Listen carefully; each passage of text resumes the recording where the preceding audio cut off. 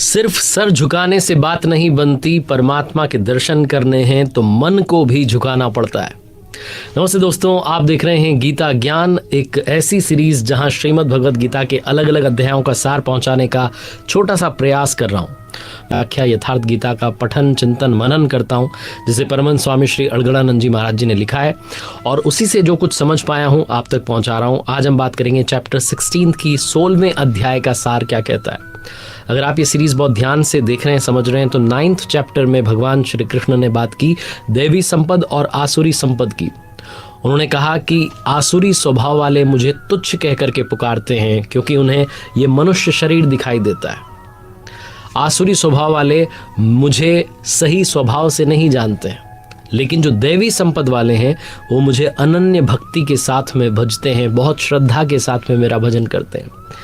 दैवी संपद और आसुरी संपद दो बातें उन्होंने 9th चैप्टर में कही, लेकिन 16th चैप्टर में वो समझाने जा रहे हैं कि दैवी संपद क्या है और आसुरी संपद क्या है। देवता और असुर, जिनके बारे में बहुत सारी कथाएं कहानियां हमने सुनी है, ये कैसे होते हैं, उनकी जो विशेषताएं हैं उसको यहाँ 16th चैप्टर में समझाते हैं। भगवान श्री कृष्ण कहते हैं कि अर्जुन, तुम्हें बिल्कुल भी परेशान होने की जरूरत नहीं है क्योंकि तुम दैवी संपद को प्राप्त हुए हो। ये संपदाएं कहाँ रहती हैं, तो कहते हैं कि मनुष्यों के स्वभाव दो प्रकार के होते हैं, देवताओं जैसा और असुरों जैसा। तो 16th चैप्टर की शुरुआत करते हैं। भगवान श्री कृष्ण कहते हैं, सबसे पहले जो पहला श्लोक है उसे समझिएगा। श्री भगवान उवाच अभयम सत्व संशुद्धि नियोग व्यवस्थिति है दानम दमश्च यज्ञश्च स्वाध्यायस्तप आर्जवम।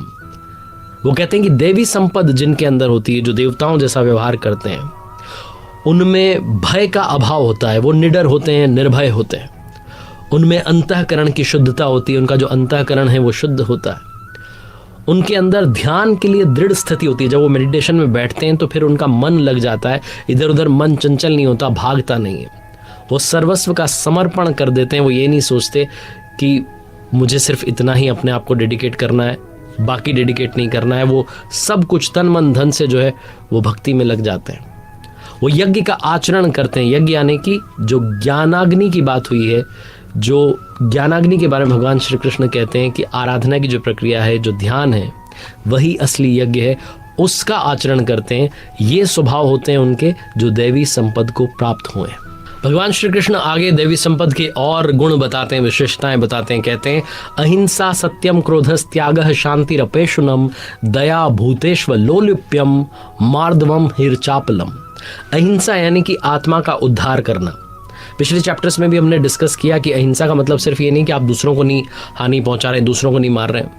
अहिंसा का मतलब ये भी है कि आप अपनी आत्मा को अधोगति में नहीं ले जा रहे हैं, अपनी आत्मा के उद्धार के लिए भी ध्यान कर रहे हैं, भजन कर रहे हैं, प्रभु की भक्ति कर रहे हैं। अहिंसा सबसे बड़ा गुण होता है। इसके साथ ही देवी संपद को जो प्राप्त होते हैं पुरुष, जिनमें नर नारी दोनों आते हैं, उनमें गुस्सा नहीं होता है। वो उनका जो चित्त है वो स्थिर होता है, वो चंचलता से थोड़ा दूर रहते हैं। जो लक्ष्य के विपरीत निंदित काम है, जो बुरे काम है, उनको नहीं करते हैं। वो सब प्राणियों में दया भाव समभाव रखते हैं। वो व्यर्थ की चेष्टाओं में नहीं पड़ते हैं। आगे कहते हैं तेजः क्षमा पतिः शौचम द्रोहो नाति मानिता भवंती संपदम देवीम भिजातस्य भारत। भगवान श्री कृष्ण कहते हैं कि तेज जो है, जो एकमात्र ईश्वर में है, उसके तेज से जो कार्य करता है, ये गुण भी देवी संपद को प्राप्त हुए पुरुषों में, नर नारी में होते हैं।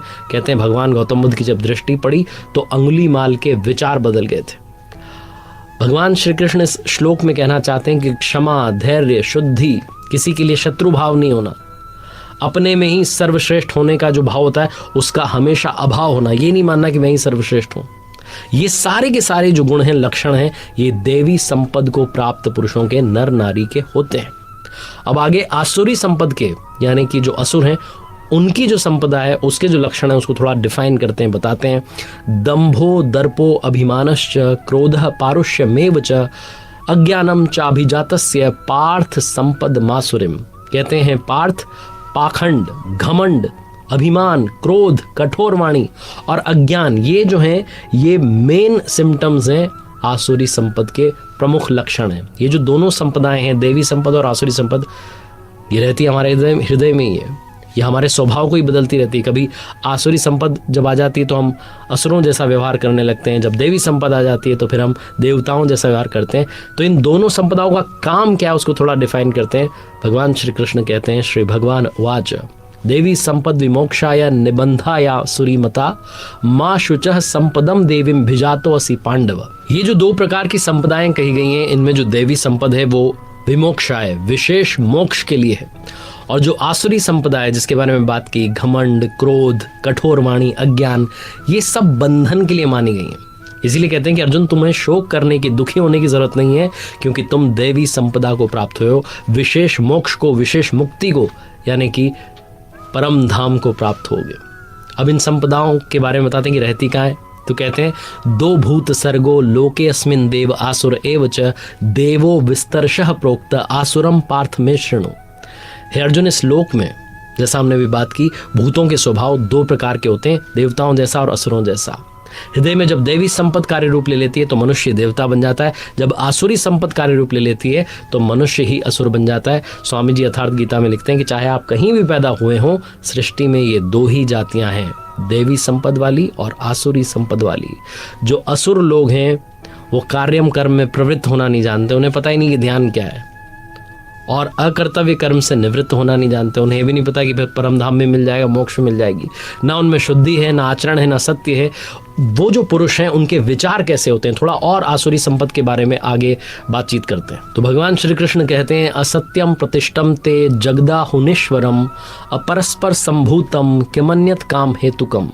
ये जो आसुरी स्वभाव वाले मनुष्य होते हैं ना, ये कहते हैं कि जगत आश्रय रहित है, झूठा है, बिना ईश्वर के, अपने आप ही स्त्री पुरुष के संयोग से उत्पन्न हुआ है, इसलिए सिर्फ भोग भोगने के लिए ऐसी उनकी फिलॉसफी होती है, और इसकी वजह से उनका स्वभाव नष्ट हो चुका है। वो मंद बुद्धि हैं, क्रूर कर्मी हैं, सिर्फ जगत का नाश करने के लिए उत्पन्न होते हैं।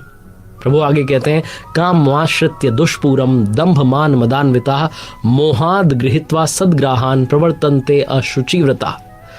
वो जो आसुरी स्वभाव वाले मनुष्य हैं वो दंभ में, घमंड में, मान में, मद में युक्त होकर के किसी भी प्रकार से पूर्ण ना होने वाली जो कामनाएं हैं उनका सहारा ले लेते हैं। अज्ञान से जो उन्होंने गलत सोच डेवलप कर ली है, उससे जो मिथ्या सिद्धांत हैं, जो गलत फिलॉसफी है, उसको ग्रहण कर लेते हैं और फिर इस संसार में बरतते रहते हैं। वो व्रत भी करते हैं लेकिन भ्रष्ट व्रतों से युक्त हुए हैं, इसलिए वो भ्रष्ट व्रतों से युक्त हुए जो हैं उनको तू असुर जान। वो सब ड्रामा करते हैं, वो सिर्फ दिखावा करते हैं, वो सिर्फ छल करते हैं। अब आपके मन में ख्याल आ रहा होगा, विचार आ रहा होगा कि रावण भी अति बुद्धिमानी था, बहुत ज्ञानी था, लेकिन वो भी भ्रष्ट व्रतों वाला था। वो दिखावे के लिए कर रहा था, वो दंभ के लिए कर था, वो घमंड के लिए सारे आचरण कर रहा था। आगे भगवान यहाँ कहते हैं, चिंताम परिमेयाम च प्रलयांताम उपाश्रिता कामोपभोग परमा एता वदिति निश्चिता। ये जो आसुरी संपद वाले, जो आसुरी स्वभाव वाले मनुष्य हैं, ये अंतिम श्वास तक बिना मतलब की चिंताओं को लिए रहते हैं, और जब ये रस भोगते हैं तो आनंद मानते हैं। इनका कहना है कि जो संसार है सिर्फ मजे लेने के लिए, मस्ती करने के लिए, मौज करने के लिए है, स्त्री पुरुष के संयोग से उत्पन्न हुआ है, इसके आगे कुछ नहीं है। ये जो लोग होते हैं आसुरी स्वभाव वाले, ये धन कमाने के लिए रात दिन गलत काम कर रहे होते हैं। इन्हें लगता है कि मैंने आज ये पा लिया, कल वो पालूंगा, मेरे पास इतना पैसा है, कल और हो जाएगा, ये मैंने मार दिया, उसको मैं मार दूंगा। इस तरीके के बहुत अज्ञानी जो विचार हैं उनको अपने दिमाग में भर के रहते हैं। ये अपने आप में घमंड रखते हैं, मैं बहुत पैसे वाला हूँ, बड़े कुटुंब वाला हूँ, मेरे जैसा कोई नहीं है, मैं यज्ञ दान दूंगा। इस प्रकार के अज्ञान से हमेशा मोहित रहते हैं। तो क्या यज्ञ और दान भी अज्ञान है? इसके बारे में चैप्टर 18 में बहुत अच्छे से भगवान श्री कृष्ण ने विस्तार से बताया, तो उसको भी आप समझिएगा। भगवान श्री कृष्ण कहते हैं कि इतने सब पर भी वो रुकते नहीं है, वो बहुत सारी भ्रांतियों के, बहुत सारी गलत विचारधाराओं के शिकार रहते हैं। बहुत प्रकार से उनका जो चित्त है वो भ्रमित हो चुका है, वो मोहजाल में फंस चुके हैं, वो विषय भोगों में आसक्त हो चुके हैं, बहुत इंटरेस्ट रखते हैं। ऐसे जो स्वभाव वाले, आसुरी स्वभाव वाले मनुष्य हैं वो अपवित्र नरक में गिरते हैं। अभी आगे भगवान बताने वाले हैं कि नरक क्या है। वो कहते हैं कि जो आसुरी स्वभाव वाले हैं दूसरों की निंदा करते हैं, अहंकार रखते हैं, बल का जो है बहुत अहंकार है इनको, पैसे का बहुत अहंकार है, घमंड, कामना, गुस्सा करते हैं, और दूसरों के शरीर में जो परमात्मा है यानी कि मैं स्वयं वहाँ विराजित हूँ उससे द्वेष करने वाले हैं।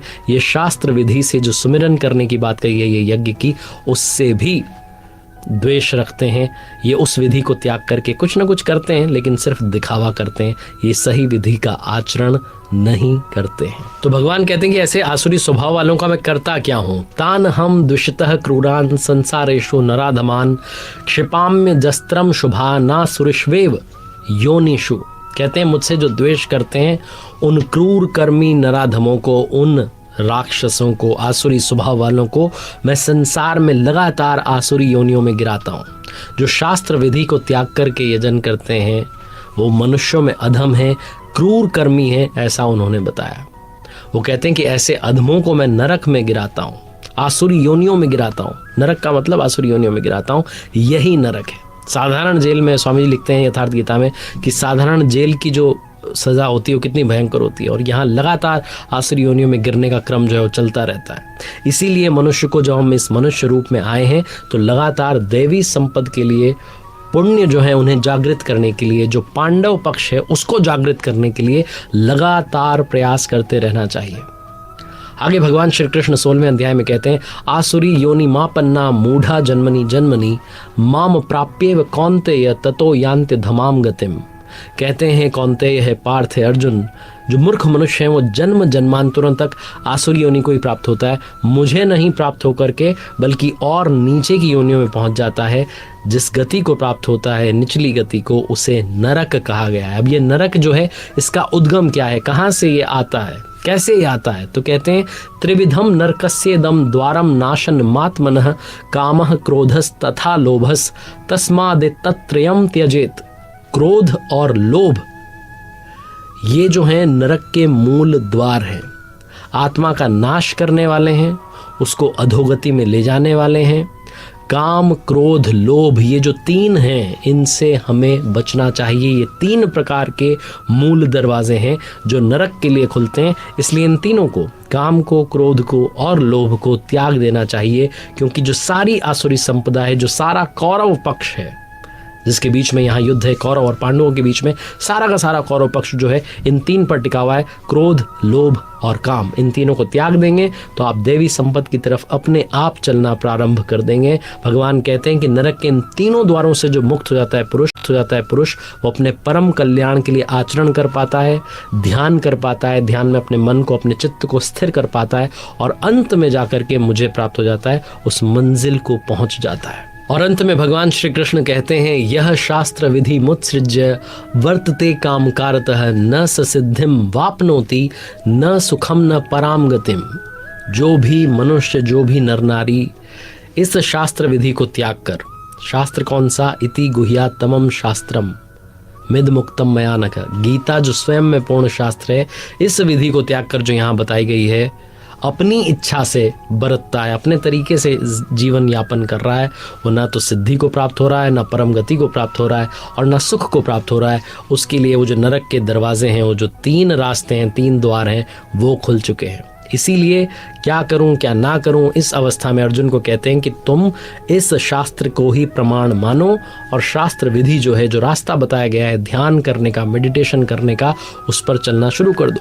इस 16th चैप्टर में देवासुर संपद विभाग योगो नाम इसका नाम रखा गया है। इस 16th चैप्टर में, 16वें अध्याय में देवी और आसुरी दोनों संपदाओं को बहुत डिटेल से डिफाइन किया गया है, इसलिए इसका नाम रखा गया है देवासुर संपद विभाग योगो नाम षोडशो अध्याय। जय गुरुदेव, जय श्री कृष्णा, प्रभु कृपा बनी रहे।